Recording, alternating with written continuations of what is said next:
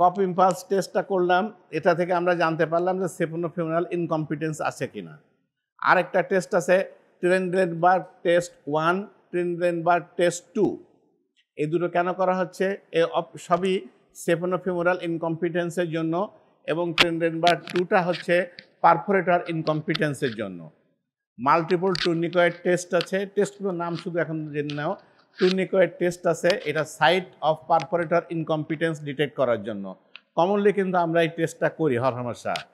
Swords test, superficial column of blood কতটুকু যাচ্ছে সেটা দেখার জন্য। Modified Perthes test, deep vein thrombosis detect করার জন্য। And Fegan's test to locate the perforators in deep fascia. তাহলে এই কতগুলো টেস্ট আমরা পেশেন্টকে করব before we make sure that our patient is suffering from varicose vein. আচ্ছা, এখন একটু সংক্ষিপ্ত বিবরণ থাকলো, সেটা কি? কপ ইম্পালস টেস্টটা কীভাবে করতে হয় সেটা আগে আমরা বললাম। স্ট্যান্ডিং পজিশনে সেপোনোফিউরাল জাংশনে হাত রেখে পেশেন্টকে আঁকসো কাশিয়ে দেওয়ার কথা। ট্রেনডেনবার্গ টেস্টটা কীভাবে করতে হয় দেখো। This test is done in 2 parts. Method কি? Patient is asked to lie on the couch অথবা টেবিল, যেটাই বলো, in the supine position. Leg is elevated above the level of the heart. পেশেন্টকে তুমি শোয়াই দিয়েছো এবং পাটাকে রেইজ করেছো অ্যাবভ দি হার্ট লেভেলে। সেপোনোফিউরাল জাংশন, এবং যখন তুমি পাটা উঁচু করলে তখন কিন্তু তোমার ভেরিকোজ ভেনটা বিকাম এমটি হয়ে গেল। Saphenofemoral junction is occluded with the help of thumb and patient is asked to stand. তুমি পেশেন্টকে শোয়াই দিয়েছো, দিয়ে পাটা উঁচু করলে তোমাকে এঙ্গোর্স ভেনটা স্কুইজ করে গেল। এরপরে সেপোনোফিউরাল জাংশনে তুমি থাম দিয়ে প্রেশার দিয়ে ধরে রেখে পেশেন্টকে বললে যে তুমি উঠে দাঁড়াও। দেন হোয়াট উইল হ্যাপেন? পিকচারটা দেখো। এই যে পেশেন্টকে শোয়ে পাটাকে উঁচু করা হয়েছে হার্ট লেভেলে, এবং এগুলো এমটি হয়ে গেছে। দিয়ে ওখানে দেখো যে সেপোনোফিউরাল জাংশনে ওখানে থাম দিয়ে প্রেশার দিয়েছে, দিয়ে পেশেন্টকে দাঁড়াতে বলেছে। দাঁড়ানোর পরে release the thumb or tourniquet immediately.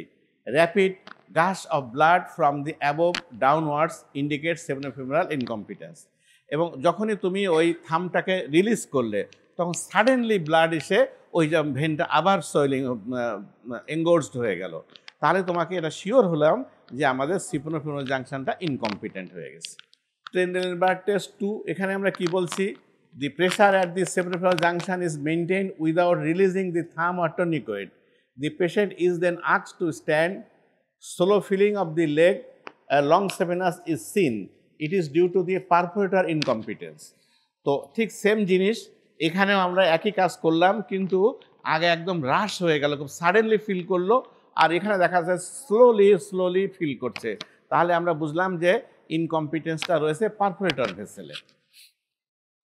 আরেকটা হলো কি, multiple tourniquet test is done to find out the exact size of the পারফোরেটরস।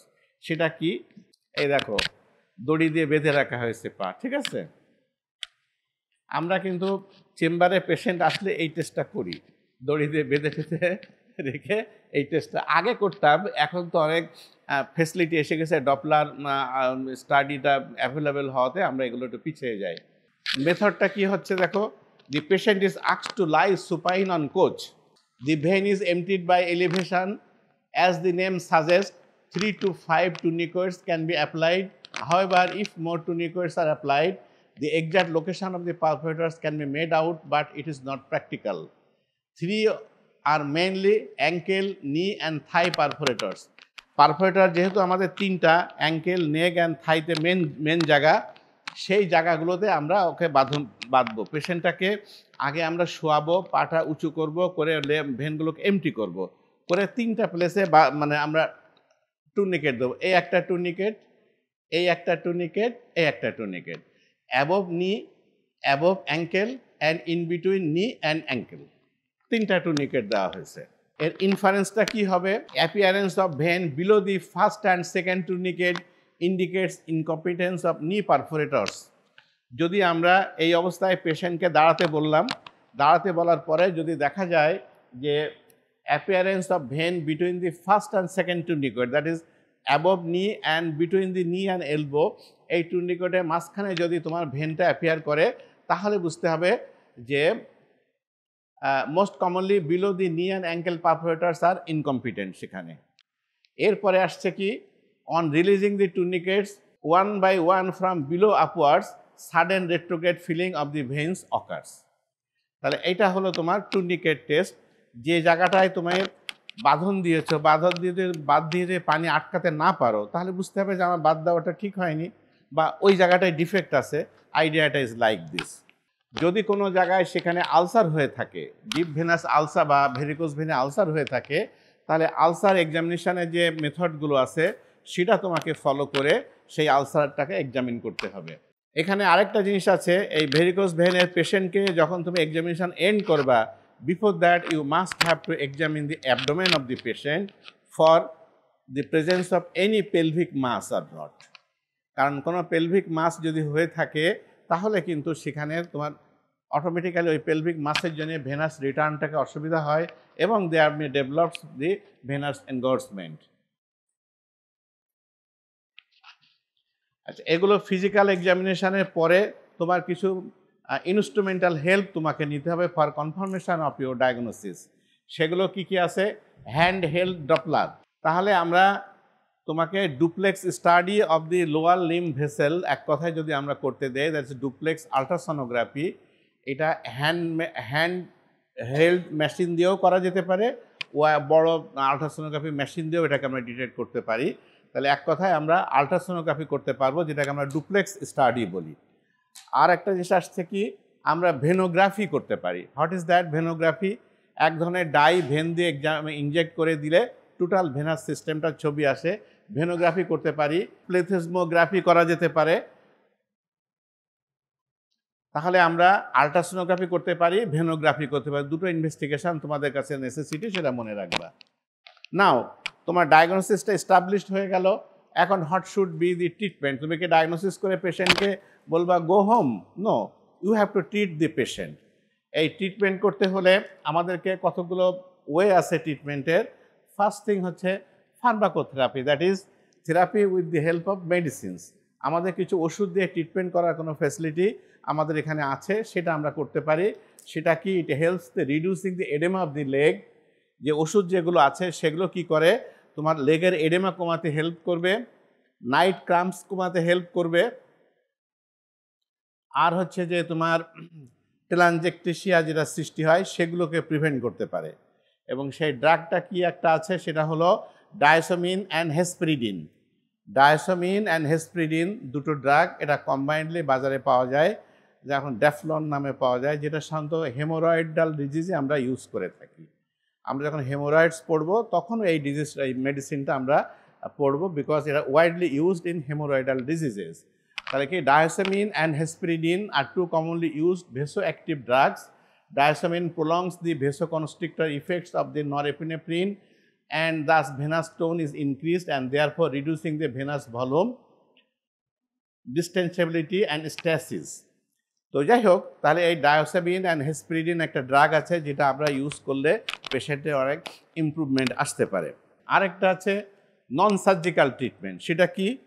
সেখানে আমরা কিছু অ্যাপ্লায়েন্স ইউজ করে থাকি। হঠাৎ dose elastic compression, injection line of treatment, foam sclerotherapy, endovenous laser ablation and radio frequency ablation. তাহলে আমরা কি করতে পারি? একটা ইলাস্টিক কম্প্রেশন, এক ধরনের স্টকিন মানে মুজা যেটাকে আমরা বলি, এটা পাওয়া যায়, যে টাইট মুজা, বেশ ওখান থেকে একদম, আমরা নর্মালি তো স্টকিন পরি শর্ট, বাট এই স্টকিনগুলো একদম থাই পর্যন্ত তোমার লং। এটা দিলে তোমার ভেনাস মানে এটাকে একটা কম্প্রেসড করে রাখে, কম্প্রেসড করে রাখলে ভেনগুলো কম্প্রেস থাকে, সো দ্যাট এলঙ্গেশনটা কম হয়। আরেকটা কি করা যেতে পারে, যে আমরা ওই ভেনের ভিতরে একটা স্ক্লেরোজিং এজেন্ট ইনজেকশন দিতে পারি। স্ক্লেরোথেরাপি বলে এটাকে। এক ধরনের এজেন্ট আমরা ইনজেক্ট করে দিতে পারি। এই এজেন্টটা কি করে? ওই ভেনটাকে ভিতরে ফাইব্রোসিস করে ভেনটাকে বন্ধ করে দেয়। So there is no vein, no elongation, dilatation, tortuosity কিছুই নাই। এটাকে স্ক্লেরোথেরাপি বলে। আরেকটা কি করা যেতে পারে? ফোম স্ক্লেরোথেরাপি, যে এক ধরনের ফোম পাওয়া যায়, ওই ফোমটা ভেনের ভিতরে ইনজেক্ট করে দিয়ে দিলে সেখানে ওই স্ক্লেরোথেরাপির মতো কাজ করতে থাকে। তো আরেকটা আছে রেডিও ফ্রিকোয়েন্সি অ্যাবলেশন, যে এটা এক ধরনের ইনস্ট্রুমেন্ট আছে, সেটা ওই ভেনের ভিতরে দিলে ওরাও ওটাকে তোমাকে ভেনটাকে ডেড করে দেয়। তো there is no living vein, so no varicose vein, এরকম একটা থিওরি। তো এটা হলো তোমার নন সার্জিক্যাল ট্রিটমেন্ট। লাস্ট হচ্ছে সার্জারি। সার্জারিটা কি হচ্ছে?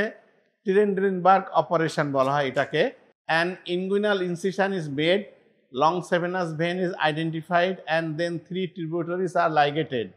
Long saphenous vein is ligated close to the femoral vein.